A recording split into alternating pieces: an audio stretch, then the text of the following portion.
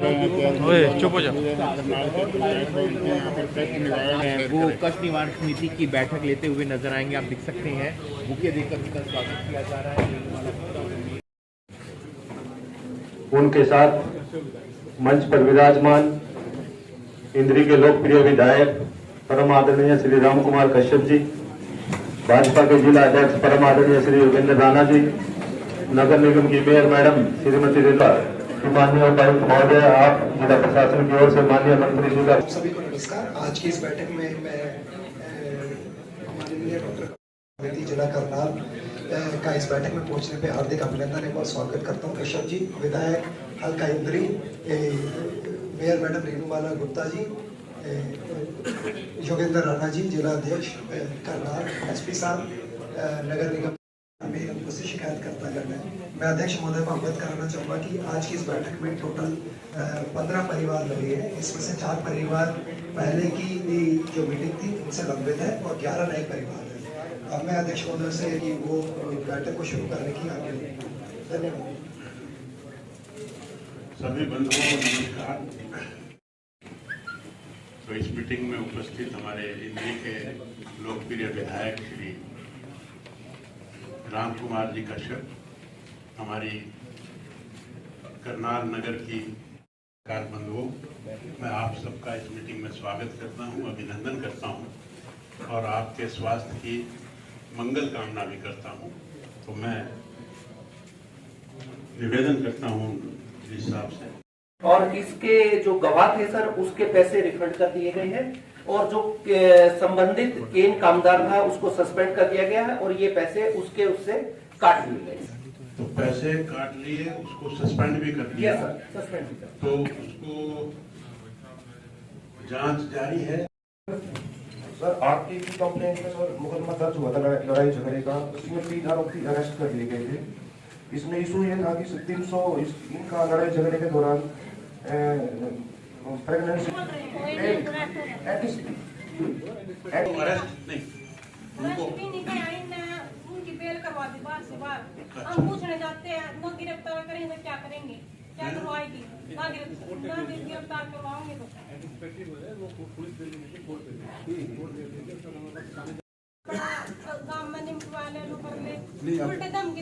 देखो बेटा, ऐसा है, अब कोर्ट में केस चला गया, अब पेश नहीं किया सर इनने। नहीं, अब चलान पेश कर दिया ना, 30/11 को चलान पेश कर दे चुके हैं। चलान पेश हो गया, अब कोर्ट इसकी फैसला करेगी। चलिए ठीक। आपकी 3 गाय थी, तो उनको आपका कहना था कि गलत दवाई लगा दी है ना, तो आपका क्या कहना है? सर, जो उच्चानी में जो रीजनल सेंटर है वहाँ से दवाई मंगवा के गई, तो उसकी स्लिप मांगी गई थी और स्लिप भी प्रोवाइड करवाई थी। जो जांच थी उन्होंने खुद करवाई थी और उसमें मलेरिया बीमारी थी जिसकी थी, और उसी के अनुसार उसके टीके लगाए थे। उन्होंने इसका एफिडेविट दिया है तो हो गया वहाँ पे वो मैंने उस पर कर दिया सड़क पे। अच्छा, जैसे उसमें आने जाने वाली औरतों को प्रेस। आज यहाँ करनाल की जिला ग्रीवेंस कमेटी, उसमें मैं आया था और उसमें टोटल कंप्लेंट्स 15 थी, 4 पुरानी थी और 11 नई थी।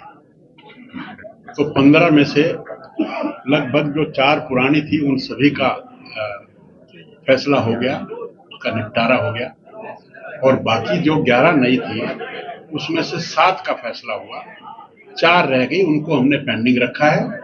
और उसमें हमने एक में एडीसी साहब की, किसी में एसडीएम साहब की, इस तरह से इंक्वायरी मार्क की है, और उसमें हमने ऑनरेबल जो ग्रीवेंस कमेटी के मेंबर्स हैं उनको भी डिप्यूट किया है, क्योंकि उसमें जो कंप्लेनेंट्स थे और जो अधिकारी थे उन दोनों में आपस में जमीन आसमान का स्टेटमेंट में फर्क था। तो उसका फैसला कैसे हो कि कौन सही है, तो उसको हमने कुछ इंक्वायरी को दोबारा मार्क किया और उसमें हमने ग्रीवेंस कमेटी के जो रिप्रेजेंटेटिव्स हैं उनको भी उसमें लगा दिया, उनको हमने पेंडिंग रखा। तो ऐसे ये 15 का। आजकल एक बड़ा मुद्दा चल रहा है सर, उपराष्ट्रपति जी की मिमिक्री की गई थी और संसद में बहुत ये मुद्दा गरमाया है राहुल गांधी वहां खुद वीडियो बना रहे थे। आप किस तरीके से देखते हैं एक प्रतिष्ठित मैं समाज? समझता हूं कि ये प्रश्न मेरा नहीं है, ये पूरे इस देश के 140 करोड़ लोगों का है।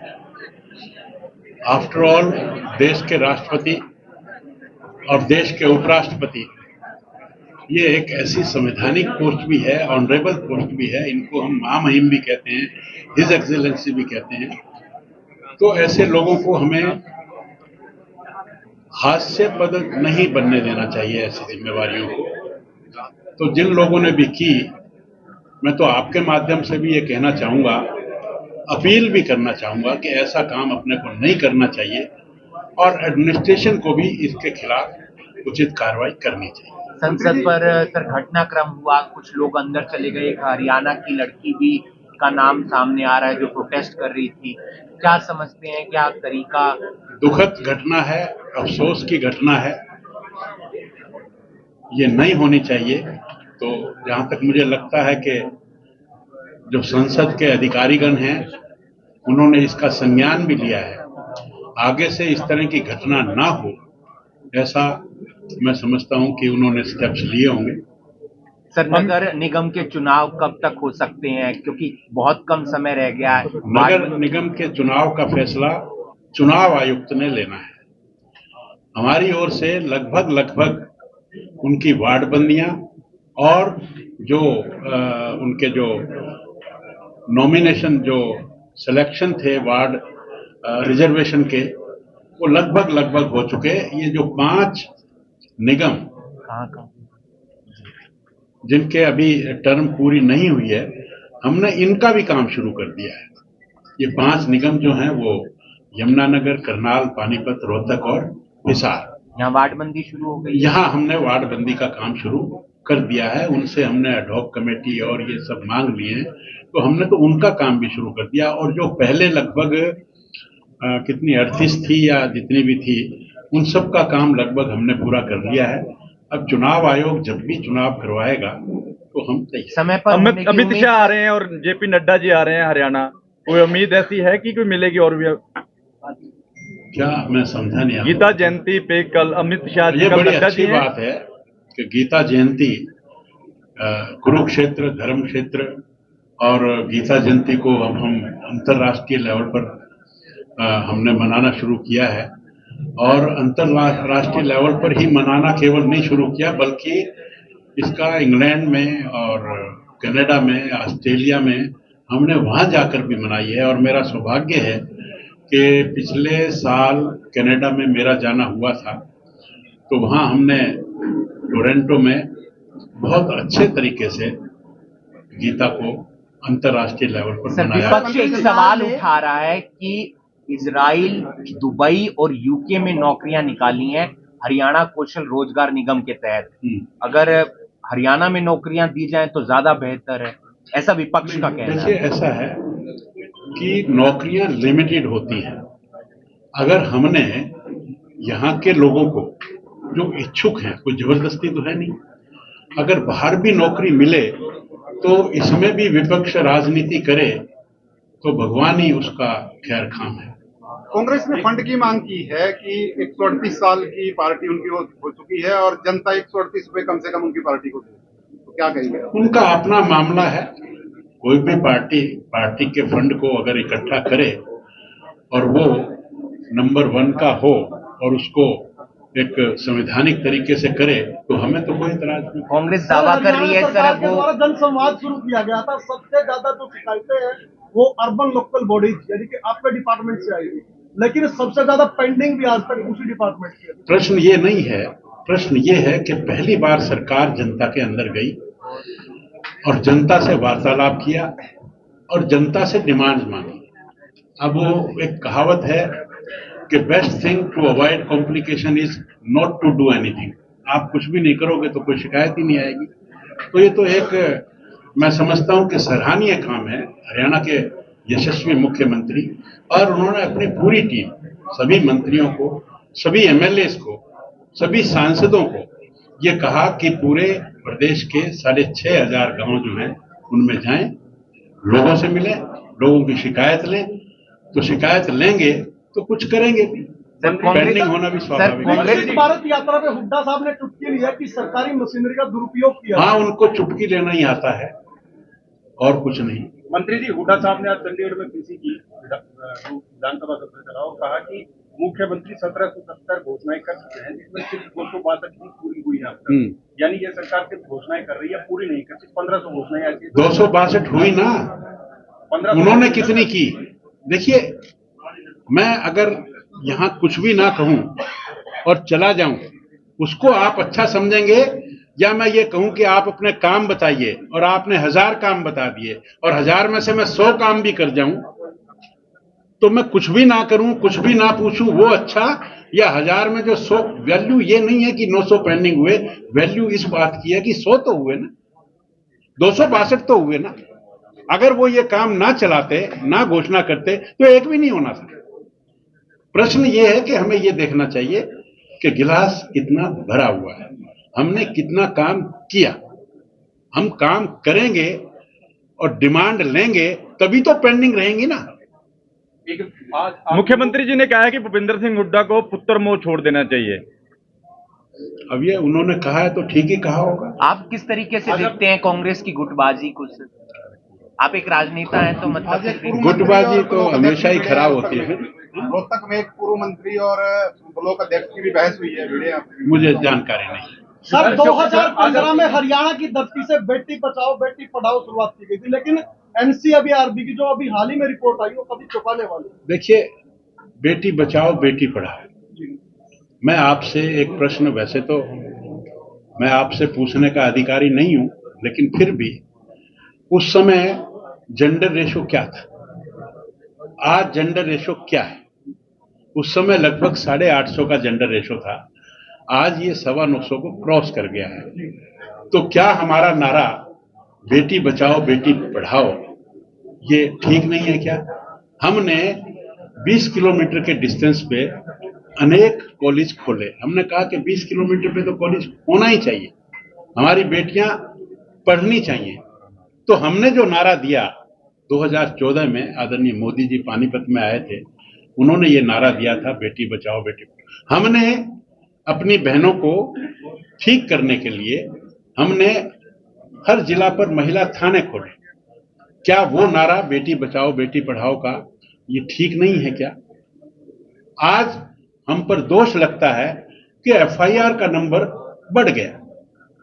अब पहले आप एफआईआर नोट ही नहीं करते थे, तो नोट नहीं करते थे तो आप क्या समझते हो कि वो अपराध मुक्त था प्रदेश? आज हमने नोट करना शुरू किया है। हमने बहनों को, माताओं को, बेटियों को, उनको कहा है कि बेधड़क होकर आए। उनके लिए हमने महिला थानों का प्रावधान किया है। तो एफआईआर तो बढ़ेंगी तो मैं समझता हूं कि न्याय भी होगा। सर, आज आप लोगों की व्यथा सुन रहे थे, 3 दिन सत्र चला, विधायकों ने अपनी व्यथा बताई कि अधिकारी हमारी सुनते नहीं है, फोन करते हैं तो कोई आता नहीं। मुख्यमंत्री ने हालांकि कहा है कि रेस्ट हाउस में बुला सकते हैं। आपको लगता है कि अब ये स्थिति बदलेगी? पिछले 4 साल से लगातार विधायक कह रहे हैं हमारी सुनते नहीं है। स्थिति को कभी भी अगर जज करना है तो उसको पहले के कंपैरिजन में देखना चाहिए, मैं समझता हूं।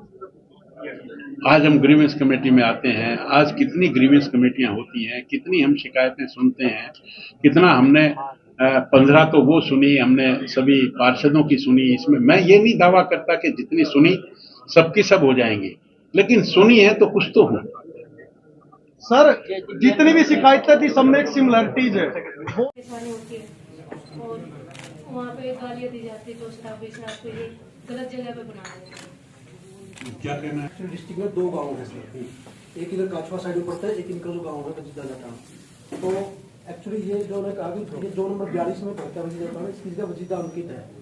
तो एक्चुअली जो एक्साइज रेजिमेंट के अनुसार सर्कल नंबर 4 पुलिस थाना कुलपुरा पुलिस थाना सदर लिखा गया था। कंप्यूटर में आबकारी निरीक्षक की आईडी लॉगिन के लिए। तो सर ये जब इसकी जांच कराएगी तो आबादी एरिया से शराब का ठेका दूर खोलने बारे हरियाणा आबकारी नीति में कोई प्रावधान नहीं है। आबकारी केवल कोई शराब का ठेका धार्मिक स्थान, स्कूल, बस स्टैंड से 150 मीटर की दूरी पर खोला जा सकता है। सिस्टम है, जो नियम है उसके हिसाब से तो ठीक खुला हुआ है, लेकिन फिर भी आपकी बात अगर वो कोई तंग करता है तो ठीक जगह खुलने के बाद भी ठेके को ये राइट नहीं है कि वहाँ पर जो आदमी आए वो किसी हमारी बहन बेटी के साथ बदतमीजी करें, ये बर्दाश्त नहीं होगा। तो मेरा एसपी साहब आपसे एसपी साहब कर लेना, किसी भी तरीके से वहाँ पर या तो एक सिपाही खड़ा किया जाए या कोई भी जो बदमाशी जो है वो किसी भी तरह से बर्दाश्त नहीं हो। एसपी साहब ये एक ठेका है, अब ये बता रहे हैं कि नियम के हिसाब से सही है, लेकिन हमारी इसको बहन को अगर कोई दिक्कत है तो वो भी सही होगी। तो आप इसको चेक करें और उसको वार्निंग दें कि आगे से किसी के साथ कोई बदतमीजी, ठीक जगह ठेके होने का मतलब ये नहीं है कि वो बदतमीजी करे। अभी आगे हाँ, बढ़ा दीजिए और कई दफा जुर्माना नहीं FIR करनी पड़ती है अगर बीच कैसे बनता है। हाँ, चलिए ठीक है, चलिए ट्रांसफार्मर चेंज कर दिया आपने, ठीक ठीक।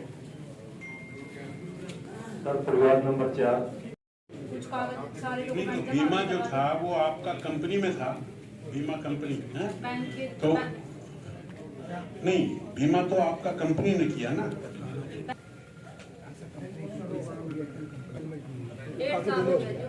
उन्होंने डॉक्यूमेंट्स भी सारे लगा दिए, पर फिर भी उन्होंने ऐसे जिले में काफी सारे बीमा किया गया था प्रधानमंत्री सुरक्षा बीमा योजना के तहत, जो कि 20 रुपये सालाना प्रीमियम के तहत। तो इनके पति की मृत्यु हो गई थी और जो क्लेम है वो ओरिएंटल इंश्योरेंस कंपनी को लॉन्च किया गया था। तो उन्होंने एक बार बंद कर दिया गया, तो दोबारा से रीओपन किया गया, जो कि आज उन्होंने मेल द्वारा सूचित कर दिया गया। तो मेरे साथ ये कंसोरा ब्रांच के जो ग्रामीण बैंक के ब्रांच मैनेजर हैं वो सारे फैक्ट्स फिगर बताएंगे सर।